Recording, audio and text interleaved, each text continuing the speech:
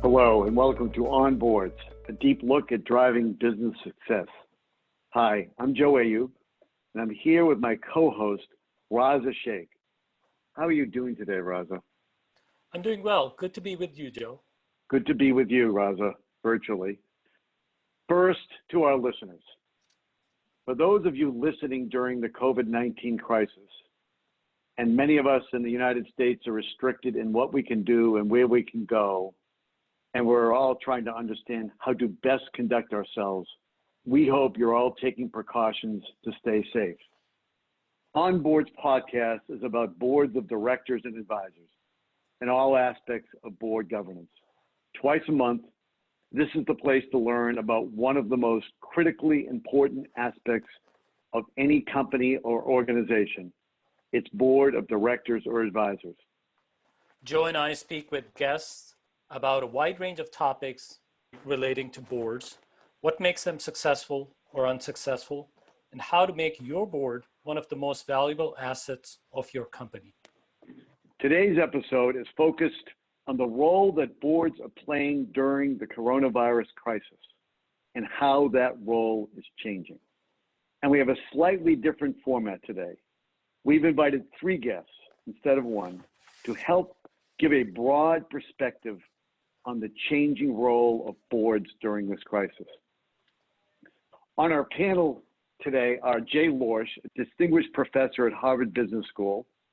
For the past 25 years, he has specialized on the functioning and operations of corporate boards and is widely recognized as a leading expert on the subject. Jay, it's good to have you with us. How are you? Thank you very much. We have Rick Williams as our guest today, who is the managing director of Williams Advisory Partners. He has a breadth of experience as an executive and board director for technology companies, including medical technology, software, and financial services. Rick's soon-to-be published book entitled Create the Future for Your Company and Yourself is a how-to field guide for leaders who want to think creatively about where to take their organization. Welcome, Rick. Thanks, Raza. Glad to be here. And Ellen Ritchstone.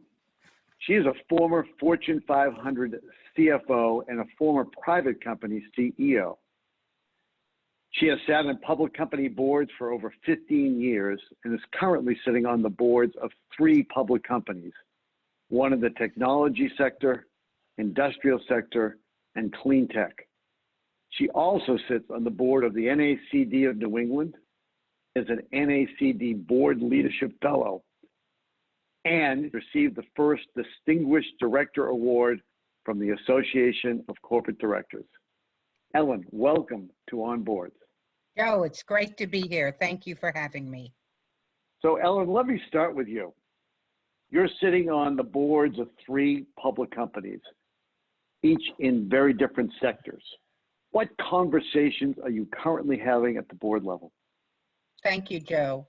The conversations really fall into 3 buckets, the immediate, the medium term, and the long term, but they really divide into 4 different areas. The first is employees, the second communication, the third financial, and the 4th business. Let me go back to each one of them. The first, employees and people. Clearly, number 1 is the focus on employee health and employee safety. The takeaway I would give on this area is the need to balance empathy, safety, and yet execute where execution is still critically needed. The third item within people and employees is succession planning. It's being done very differently than the way we traditionally have done it at the board level, given that you need to really dive down into many levels, which the board doesn't usually do. And the reason we have to do that is because as people get sick, you need to make sure that the critical areas are covered. The second area is communications. There is a demand for increased communications with all parties, promptly, clearly, with increased transparency, and this is all stakeholders, employees, customers, supply chain, and of course, shareholders. The third area we focus on is financial. Number one is cash is king, so the focus on liquidity is absolutely paramount. The second is a scenario planning, which also is part of the business, but in the scenario planning within financial, it's I'll call it pair and protect, or to ride out the storm. The third is don't forget about your internal controls, because as we all come out of this, we don't want to create a different set of problems as we come out. The fourth is the business area. And this I divide into 4 different areas. One, which is of course supply chain. Are there any broken links? What can be done today? And how is this impacted as we go forward? 2, customers. All of my companies are having increased communication, interface, actions with the customers. 3, are there short or long-term opportunities? My 3 companies are in very different areas. One is in an area that's being decimated, one which is in an area which is having opportunities because of this crisis, and the third is one which has been declared a national. They're not allowed to shut down because of their status supplying the military. So very different scenarios, and in some cases there are opportunities that are coming out of this new paradigm shifting business situation, which takes us into the last category, which we can't forget, which is strategy. How does all of this change our long-term strategy or not? What pivots should we be making within our strategy for the long term? And with that, I would turn it back to you, Joe. Thank you, Ellen. Rick, would you like to follow up on that? Well, first of all, Ellen has just given a really superb overview of what the boards need to be doing at this point. And I actually was just going to add and build on a little bit what Ellen said. Ellen emphasized communication as an important element. One of the things I think the board can contribute to in these situations is a very important conversation about what should the board and the company be communicating. So Ellen mentioned that she is on the board of companies in 3 different sectors, one that's been severely impacted, one that's a critical industry, and another that may have opportunities coming out of this. So what is the message that the company should be communicating to its employees, to its customers, and to shareholders? And it's not the same in each. And I think part of that messaging has to be realism about what's the challenge facing the company, a message of brutal honesty in a real crisis as to what actually is going on and what the threats are, and also a message of hope, and I would say bounded hope about within the bounds of reality. So what is the vision for how we're going to get through this is part of the message I think has to come out of this. Raza, has there ever been a time when honest, authentic communication has been more important for a company? I can't imagine, Joe. And our recent guest, Joe Berlin, also emphasized and provided playbooks on how what really matters is the authenticity and trust of the messages and messaging in this world. I'd like to bring Jay into the conversation if I can with this question.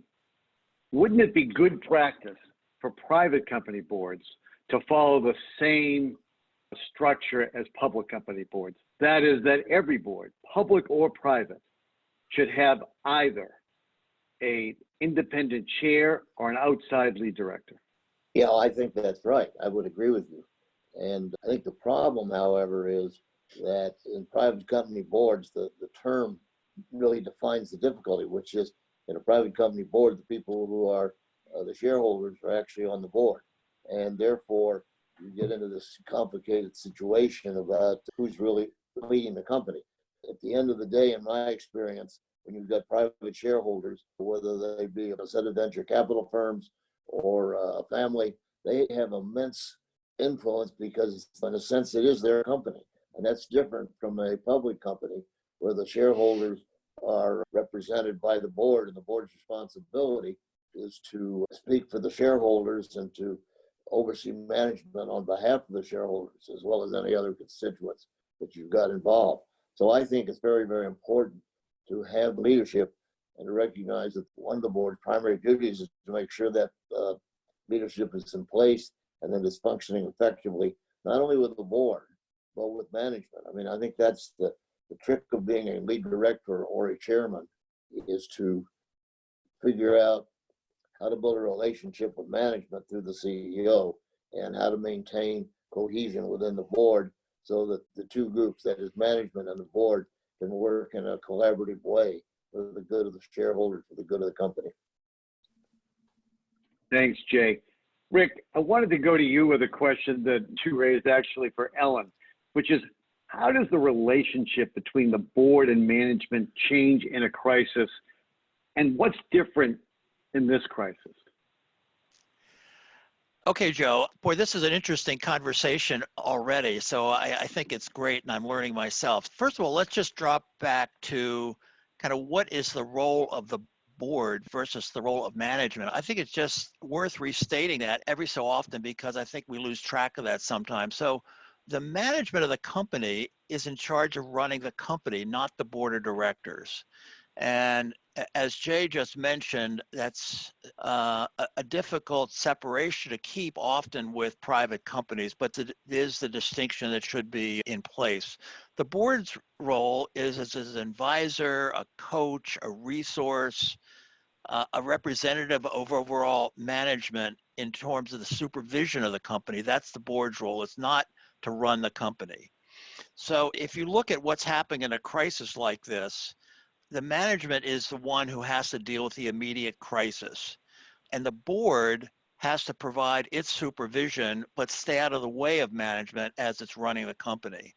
And I think there are a number of differences between the normal relationship between the board and the management and the board's role in a crisis. And among them being that, frankly, a lot of leaders today of companies may never have been through a crisis of this magnitude. And hopefully there are people on the board who have and can provide some guidance as to, okay, how do you make decisions? What are the issues you have to think about? All the sorts of things that Ellen mentioned before. So the board also, the leadership, often is thinking about, what are the issues I have to deal with today? What do I have to do today? And I don't have time to think about 6 months from now, a year from now, 5 years from now. And usually those are domains that often the board has more of a role in. But even in the cases where the management has to be thinking about the immediate, the future can be what's going to happen a month from now, what's going to happen 2 months from now. And the board often will have the time to think about that a month from now and 2 months from now, questions that the management may not have time to in the same way. We're not thinking about 5 years from now, but are you really thinking about what's going to happen 2 months from now? Who are the suppliers going to be? Are you going to have cash? Are we going to be able to stay in operation? Or this immediate surge in demand that we have, is that going to be here 2 months from now or 6 months from now? I also think that one of the things that the board needs to be think very carefully about is the relationship that they have between each other. And Jay talked about this a little bit. What happens if you don't have a good relationship? Well, whether you have a good relationship between management and the board is or not, in a moment of crisis, both management and the board have to think consciously about maintaining that relationship, maintaining trust, and maintaining open communications. And it's communication with management and the board, so the board knows what's going on and also has enough information so it can get its work done.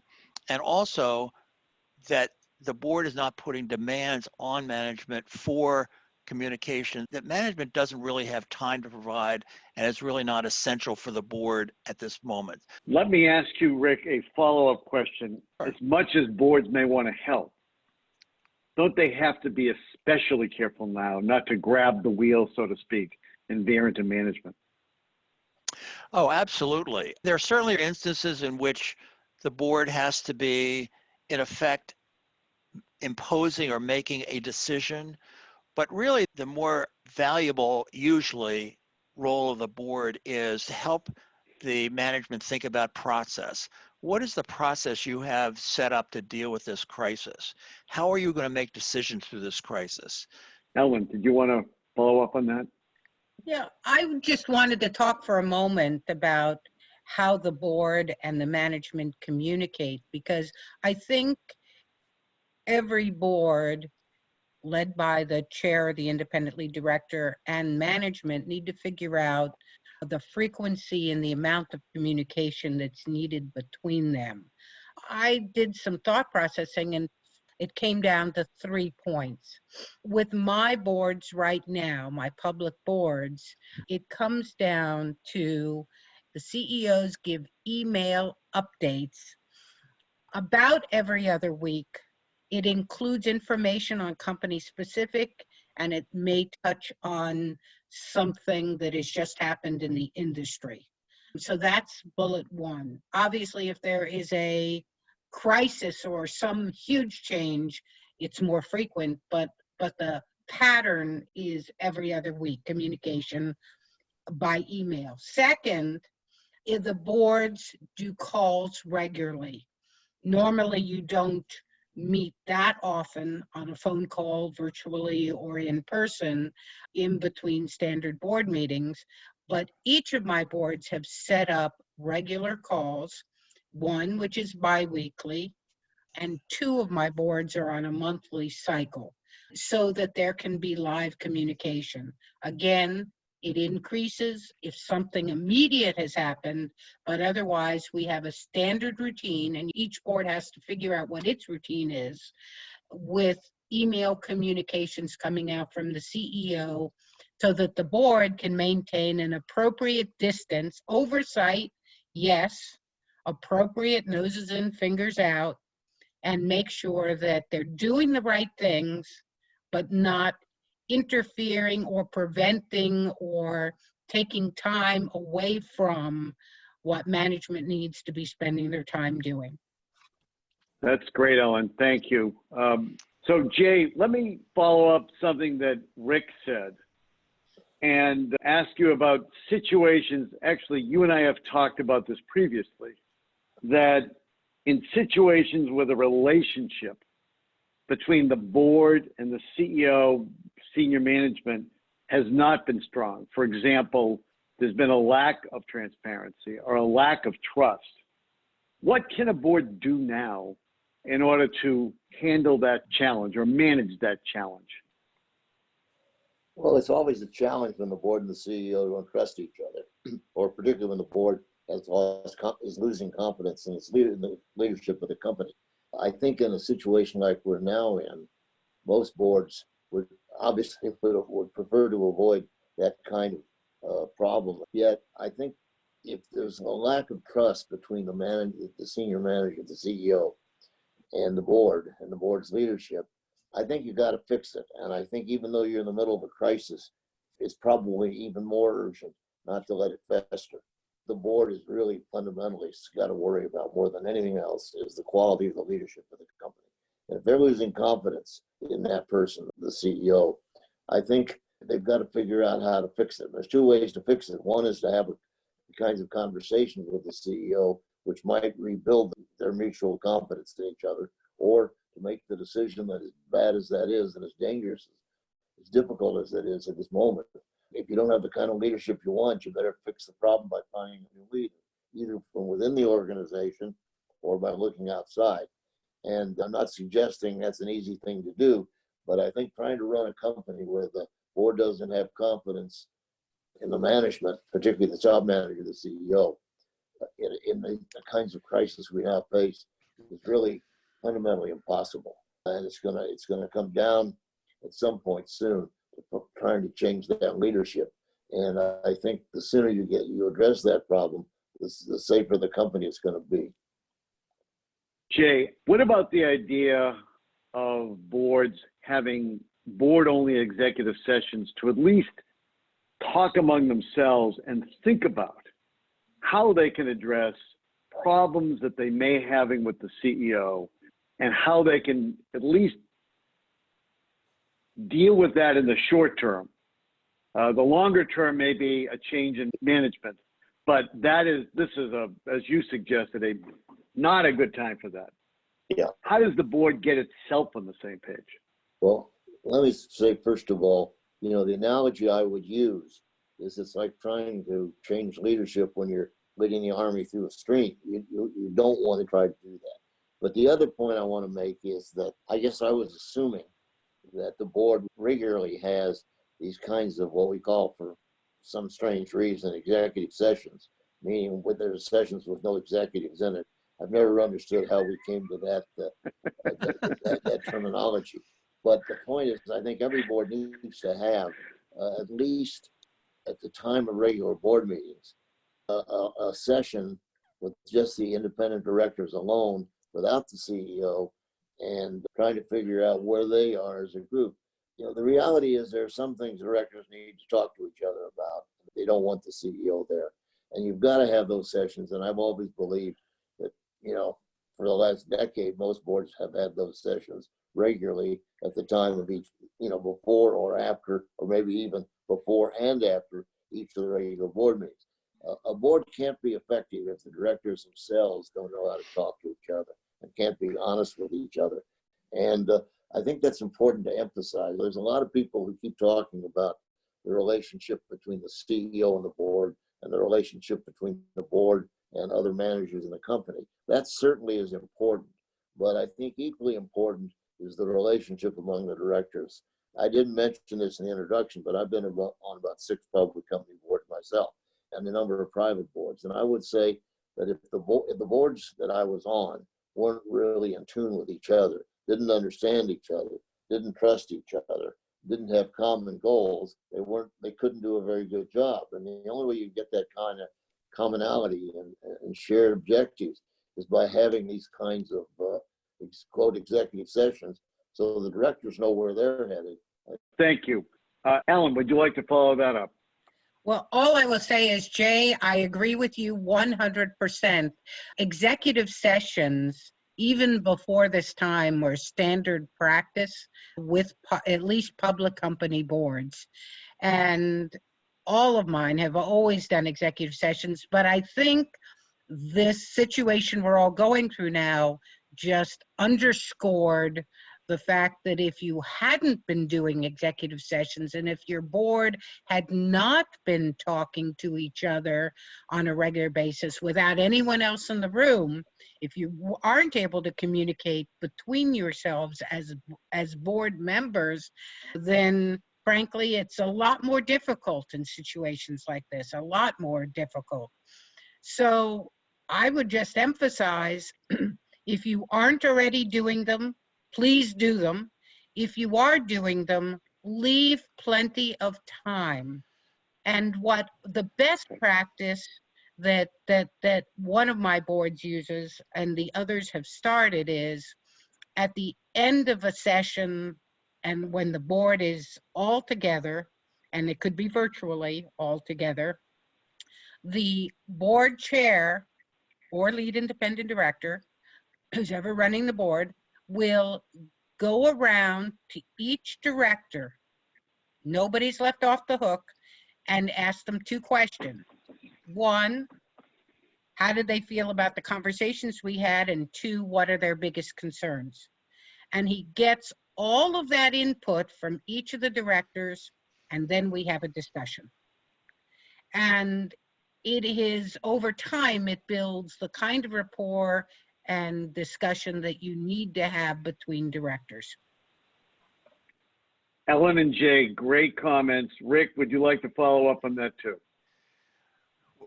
Well, I'm hesitant to follow up after Jay and Ellen, but most of my experience has been with private boards In fact, I'll say all of my experience has been with private boards. And I've been in so many situations in which the board meeting really didn't happen until the executive session started. And it's really so very important. And what Ellen said about allowing time as opposed to, oh, let's have a quick, 5-minute, does anybody have anything to say? You've got to schedule the time. I was also going to raise one other element to this, building on Jay's comment about the directors getting to know each other and what their agendas are. That let me just put on the table the case where you have members of the family or part of a board of directors, or you might have a private equity representative on the board or venture capital representatives on the board. Board members are not homogeneous, just sort of everybody gets together and works. The reason they're on the board will be quite different in most cases, and the interests they represent and their own motivations for their being on the board will be quite different. And as a result of that, it's often difficult to get the board members who may not personally know each other that well. It's difficult to get them to work together as a cohesive group, advising management, reviewing management practices, all that sort of thing. So what Jay said about having the board members spend time getting to know each other, getting on the same page with each other is extremely important to have the board be more than just a functionary that's sort of doing a role but not really making a contribution. And sometimes it doesn't work perfectly. In fact, I would say it seldom works perfectly. But the importance of getting to know each other and finding common ground that the board can work with, collaborate, is absolutely essential to the board being an important contributor. I will say one thing. I thought all the comments are great. I too have always wondered why a session with only board members is called the executive session. I'm glad you said that, Jay, because I have no idea where that comes from. I know. But this may sound strange, but I think in many respects, public company boards are easier to build and make effective than the venture capital board or a family company. Yes, I agree. The reason being that there are very strong emotional interests in those two situations.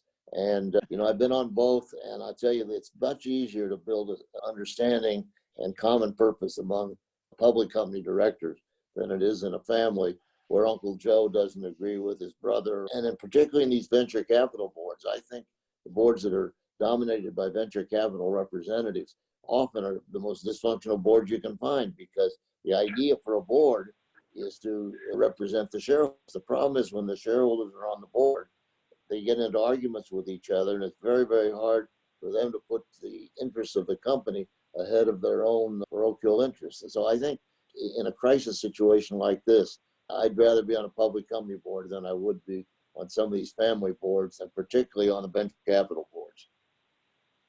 For the venture capital board, I completely agree, Jay. When the preference stack and the capital waterfall is so stark, even though as board member, everybody is beholden to the shareholders, it seldom is. It does create a lot of tension between the Series A board versus the Series B board member. Right.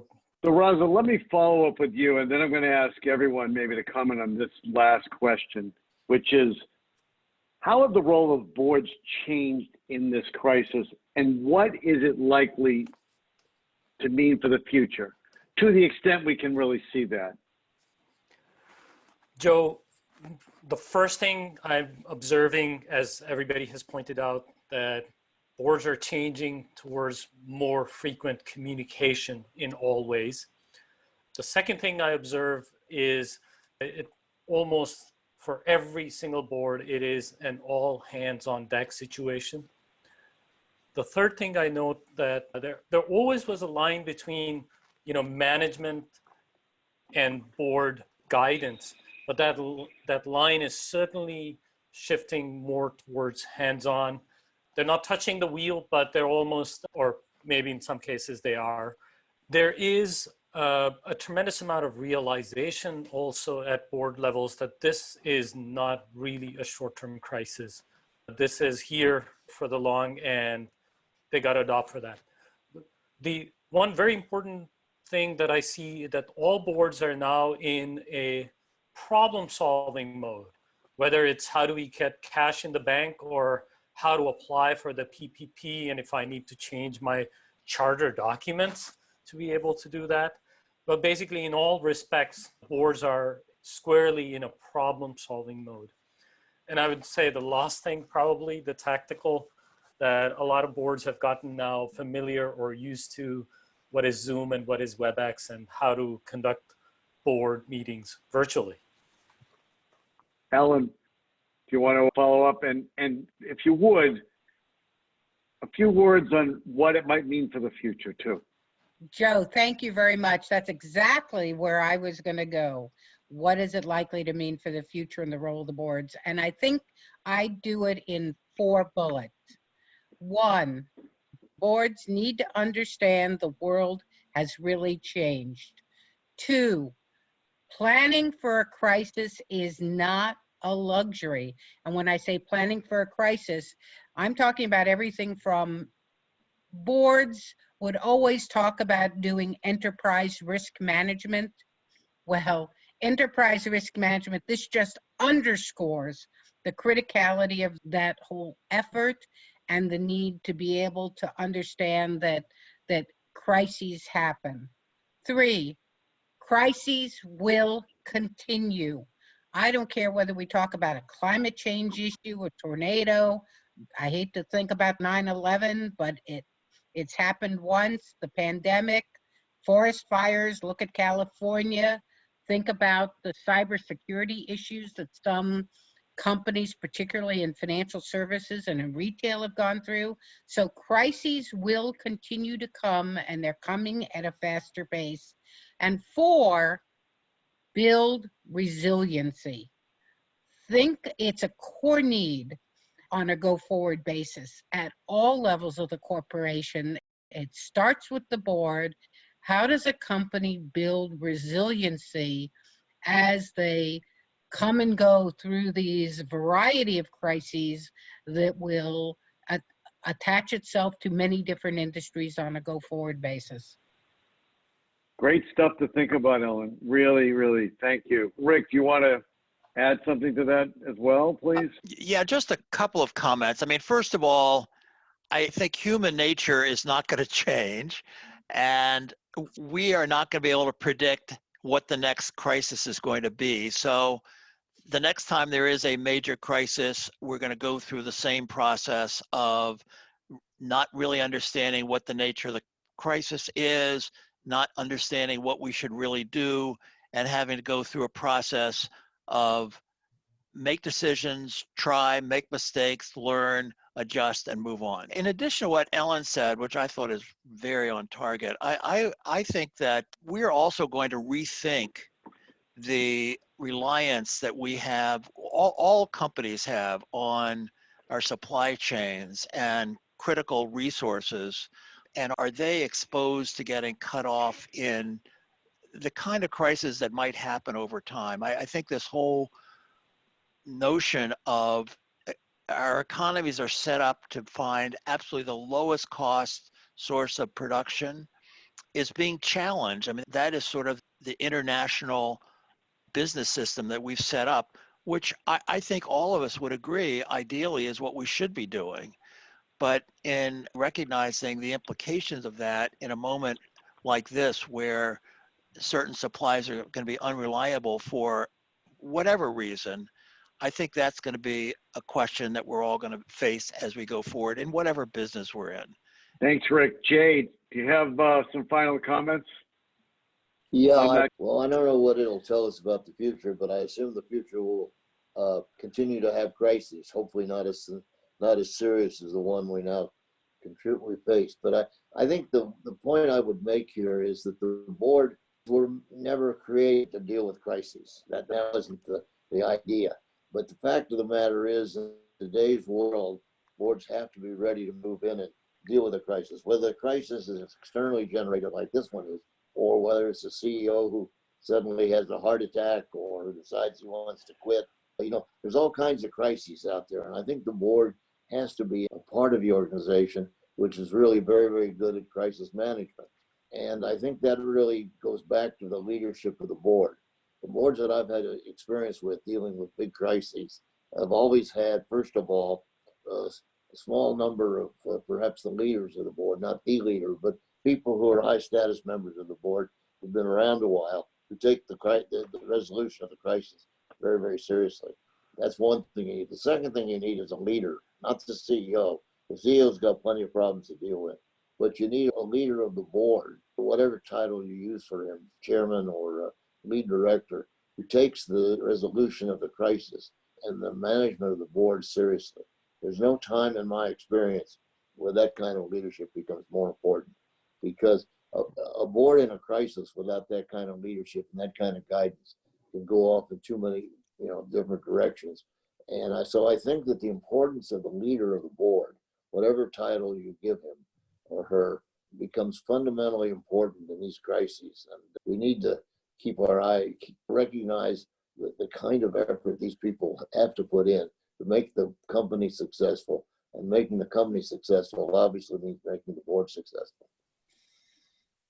Thank you. Ellen, Jay, and Rick, it's been great speaking with you all. Thanks so much for joining us today. I hope you and your families will continue to be well and, of course, stay safe. I look forward to when we can be meeting in person again. And to our listeners, thank you all for listening to On Boards with our special guests, Ellen Ritchstone, Jay Lorsch, and Rick Williams. Please stay safe, take care of yourselves, your families, and your communities as best you can. Raza, please take care. I hope you and your family continue to stay safe. Yes, Joe, we're all staying safe, and thank you. And I hope you and your family stay safe as well. Thanks.